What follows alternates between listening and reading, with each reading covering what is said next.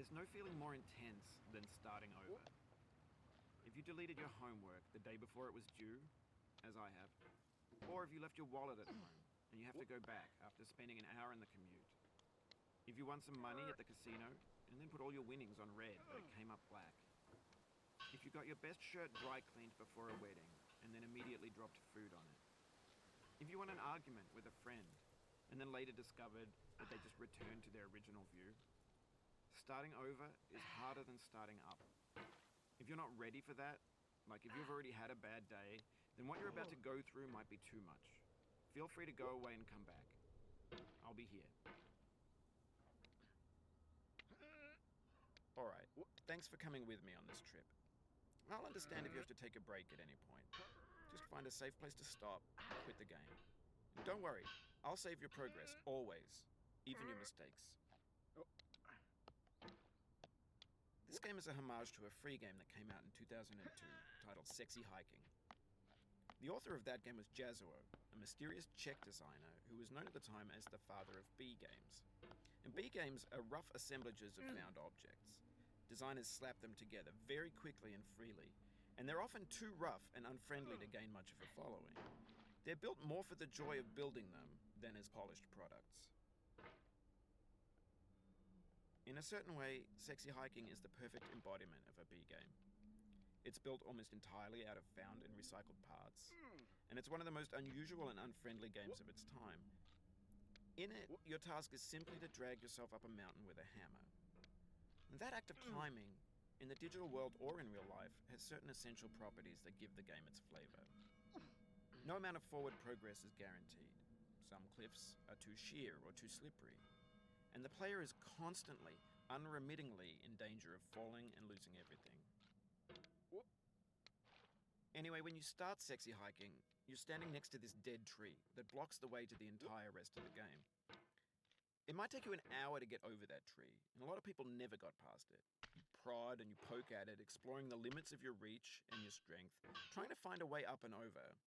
And there's a sense of truth in that lack of compromise. Most obstacles in video game worlds are fake. You can be completely confident in your ability to get through them once you have the correct method or the correct equipment or just by spending enough time.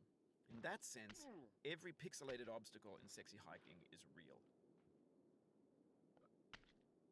The obstacles in Sexy Hiking are unyielding, and that makes the game uniquely frustrating. But I'm not sure Jazuo intended to make a frustrating game. The frustration is just essential to the act of climbing, and it's authentic to the process of building a game about climbing. A funny thing happened to me as I was building this mountain.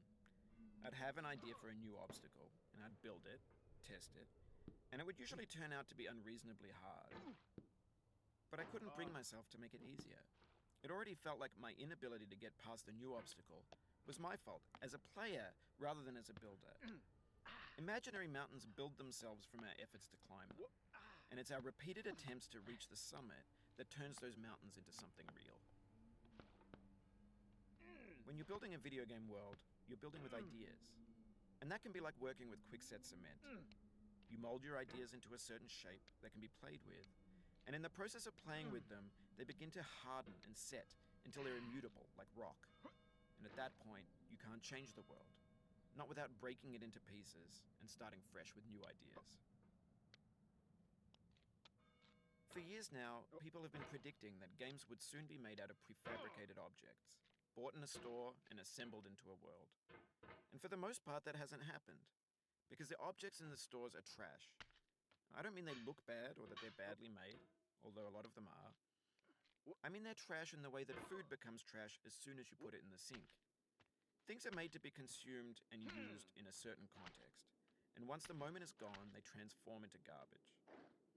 In the context of technology, those moments pass by in seconds. Over time, we've poured more and more refuse into this vast digital landfill that we call the internet. It now vastly outnumbers and outweighs the things that are fresh and untainted and unused. When everything around us is cultural trash, trash becomes the new medium, the lingua franca of the digital age. And you can build culture out of trash. But only trash culture. B games, B movies, B music, B philosophy. Maybe this is what digital culture is. A monstrous mountain of trash, the ash heap of creativity's fountain. A landfill with everything we ever thought of in it. Grand, infinite, and unsorted. There's 3D models of breakfast, Gen X's fanfic novels, Scan magazines, green screen Shia LaBeouf, banned snuff scenes on Live League. Facebook's got lifelike bots with unbranded adverts and candid shots of Kanye and Taylor Swift mashups, car crash epic failed GIFs, Russian dashcam vids, discussions of McRibs, discarded, forgotten, unrecycled, muddled, rotten, untitled.